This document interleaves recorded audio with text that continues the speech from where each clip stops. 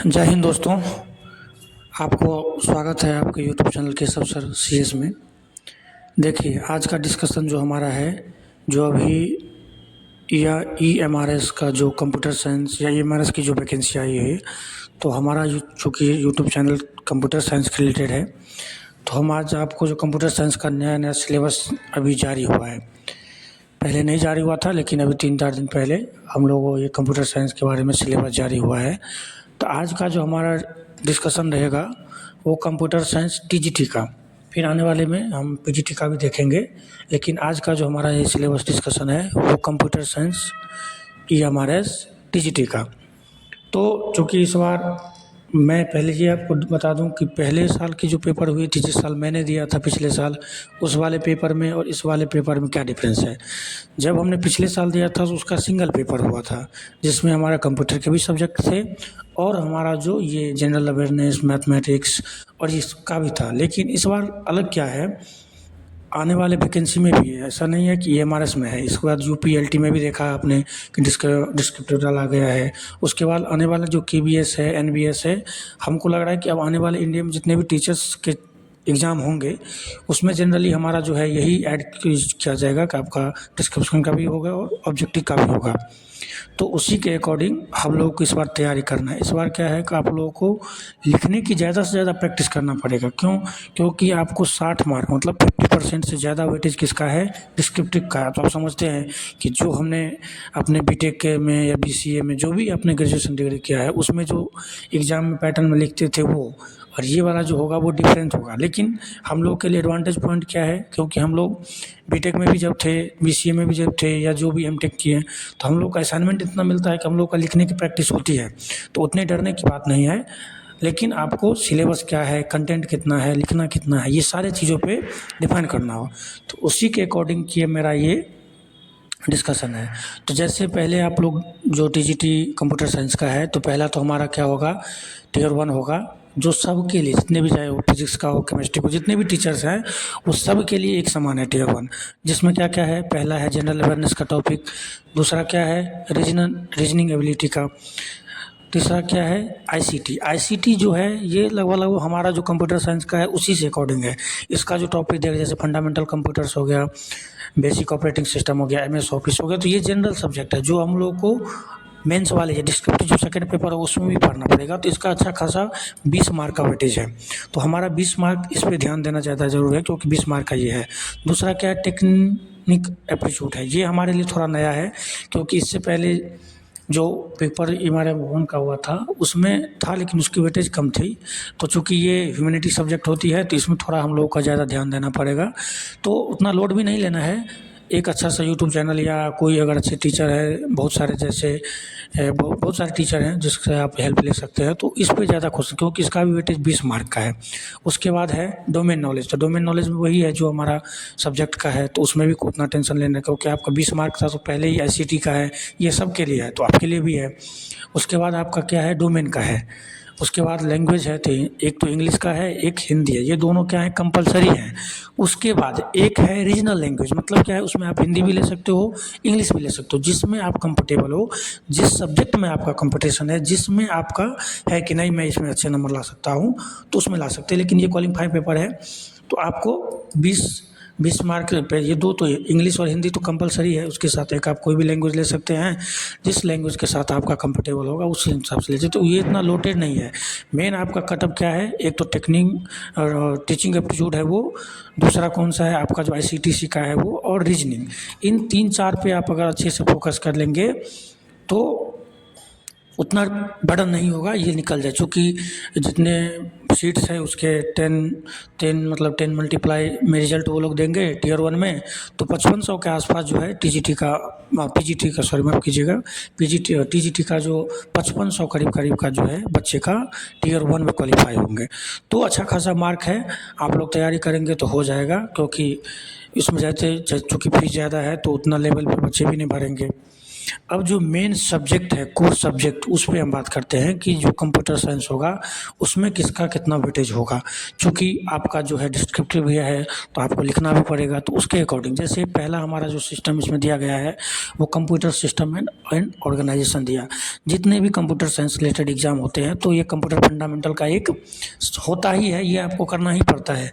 तो उसमें जैसे देखिए ऑपरेटिंग सिस्टम का भी दिया है, computer system, hardware, software, input device, बहुत सारे सब्जेक्ट है, डी रोम, मेमोरी, रैम, सॉफ्टवेयर का। इसी में देखो टाइप ऑफ सॉफ्टवेयर डाल दिया, इसमें छोटा यूनिट डाला है, क्योंकि अभी जैसे राजस्थान प्रोग्रामर का आया हुआ था या यूपीएलटी का आया था, तो इस सब में भी है लेकिन इसका ब्रॉड लेवल पर, लेकिन इसने कितना छोटा डिफाइन कर दिया है, टाइप ऑफ सॉफ्टवेयर। तो इसमें आपको सारा चीज़ पढ़ना है कि कितने टाइप के सॉफ्टवेयर होते हैं, सिस्टम सॉफ्टवेयर क्या होता है, यूटिलिटी सॉफ्टवेयर क्या होता है। तो ये सारे सॉफ्टवेयर आपको अच्छे लेवल पर तैयार करना होगा।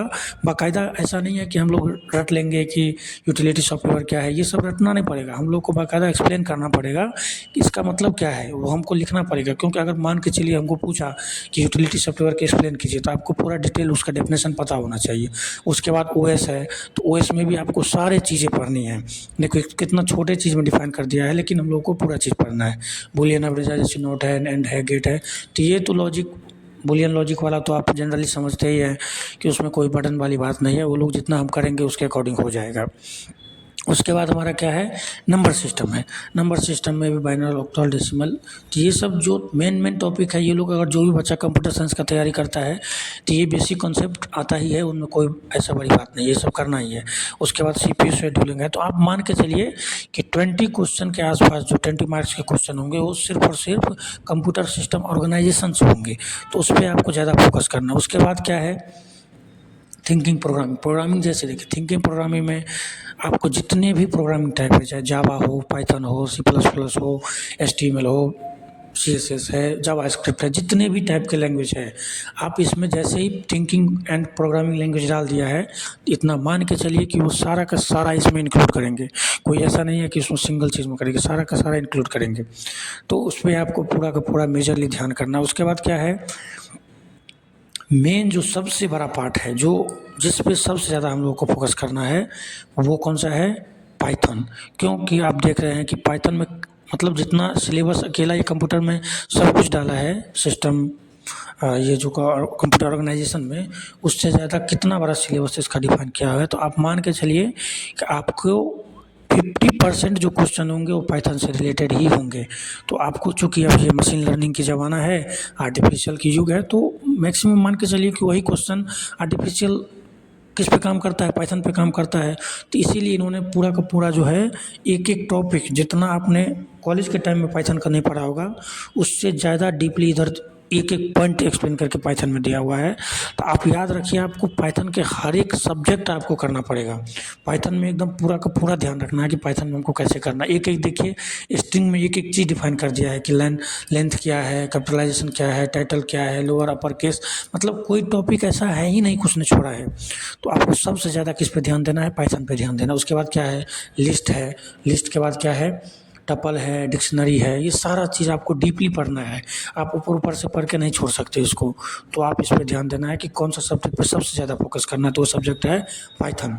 उसके बाद एक देखिए ना, एक टॉपिक डिफाइन किया हुआ है पाइथन में, सीबीसी फाइल, इसमें फाइल का भी दिया है, फाइल हैंडलिंग भी पढ़ना है आपको, जितनी भी उसके डिक्शनरी टाइप है वो भी पढ़ना है, साइबर से कैसे, मतलब सारा चीज़ इसमें उन्होंने डाल दिया है।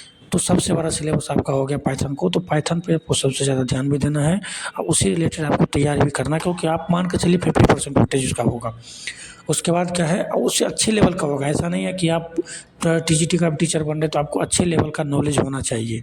आप ये नॉर्मल जैसे पाइथन हम पढ़ते हैं उस तरह से पढ़ेंगे तो फिर उसमें नहीं हो सकता, आपको अच्छे लेवल से तैयारी करना पड़ेगा।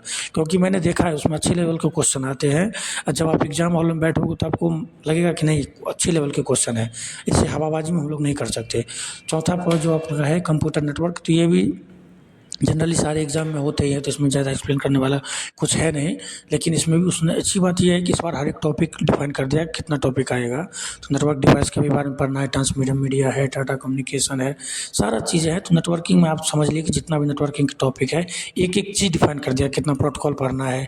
तो जो इसमें प्रोटोकॉल का नाम दिया है उस एक प्रोटोकॉल के बारे में अच्छे से आपको याद होना चाहिए, आपको एक भी चीज़ नहीं छोड़ना है।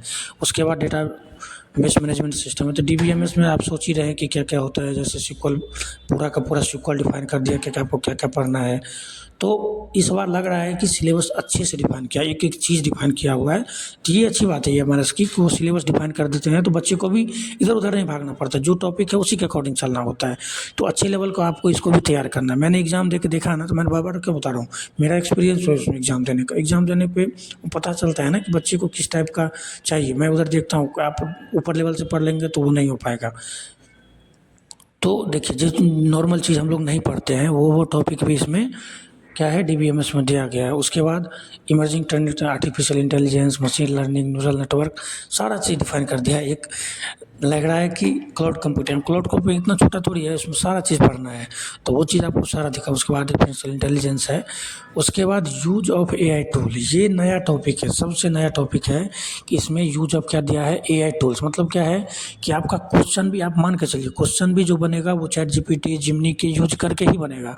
और इसलिए आपको ये जितने भी दिए हैं, चैट जीपीटी हो, जिमिनी हो, क्लाउड हो, माइक्रोसॉफ्ट का जो भी है कोपायलट, उसके बाद कैनवा एआई, मतलब ये सारा चीज़ आपको पता होना चाहिए। मान के चलिए कि 10% से 5% क्वेश्चन इधर से भी रहेंगे, तो इसके अकॉर्डिंग तैयार करना है। बाकी मैं अगले एक लेक्चर में आपको पीजीटी का भी बताऊंगा, पीजीटी से क्या है। मेरा यही सजेशन होगा कि सबसे पहले आपको टियर 1 पे जो तैयारी कर रहे हैं, वो टियर 1 के साथ-साथ टियर 2 का भी कोशिश करते जाएँ, क्योंकि उसमें आपको लिखना है। अभी से आप कम से कम 2 घंटे, ढाई घंटे, 3 घंटे लिखने की प्रैक्टिस करिए, तभी आप एग्ज़ाम में लिख पाएँ। चूँकि हमारा ऐसे भी होते हैं बहुत सारे बच्चे जो 3 साल, 4 साल का गैप हो गया, वो लिख नहीं रहे हैं। क्योंकि कॉम्पिटिटिव एग्ज़ाम में क्या है, अभी टिक मारने वाला है सिस्टम, सीबीटी मोड में क्वेश्चन होते हैं, तो हम सीबीटी मोड में रहते हैं। लेकिन आप लोगों को इस पे फोकस करना है कि ज़्यादा से ज़्यादा लिखने की प्रैक्टिस करना है। जब तक हम लोग लिखेंगे नहीं, तब तक हमारा एग्ज़ाम में कोई वजूद नहीं रहेगा। मान के चलो सीबीटी 1 हम पास भी कर गए, तो सीबीटी 2 तो जहाँ से आपको नौकरी मिलेगी उसके लिए क्या है, आपको लिखना पड़ेगा। ऐसा नहीं, उसमें दूसरा पॉइंट क्या है कि उसमें नेगेटिव मार्क नहीं है, तो आप कुछ ना कुछ लिखेंगे ही, तो उस हिसाब से आपको तैयारी करना है।